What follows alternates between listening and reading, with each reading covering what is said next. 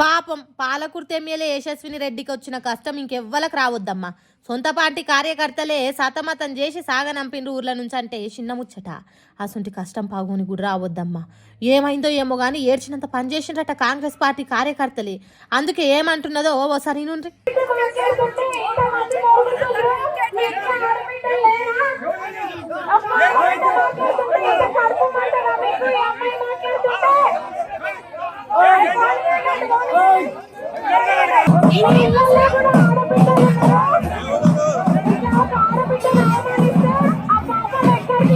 అవును madam, MLA ఆడపిల్ల కాబట్టి ఆమెను మాట్లాడనీయకుంటే ఆ పాపం ఎప్పటికి పోదు మేడం.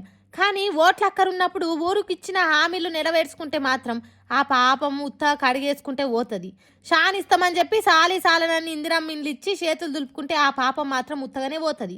ఊర్లో అందరికీ మేలు చేసి తలలోన నాలుక తిరుగుండే కాంగ్రెస్ పార్టీ లీడర్కు కాకుండా మీరు కూసోమంటే కూర్చొని నిల్చోమంటే నిల్చునే తొత్తును ఊరు సర్పంచ్గా నిలబెట్టి ప్రచారం చేసేదానికి వచ్చి ఓట్లేసి గెలిపించుండ్రని అంటే మాత్రం ఆ పాపం దులుపుకుంటే పోతుంది. పార్టీనే నమ్ముకొని కాంగ్రెస్ పార్టీ కోసం కష్టపడి పని చేసినోని నిండా ముంచితే ఆ పాపం మాత్రం తూర్పాల పట్టినట్టు పోతుందా మేడం?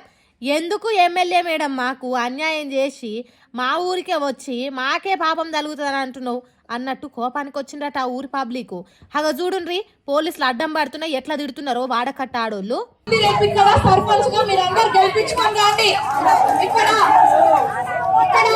గెలిస్తే తప్పకుండా నేను అన్ని మొన్ననే ఆరు ఎక్కువ ఇచ్చిన అంటే రేపు ఇంకెంత ఎక్కువ ఇస్తానో ఆలోచన చేసుకోండి.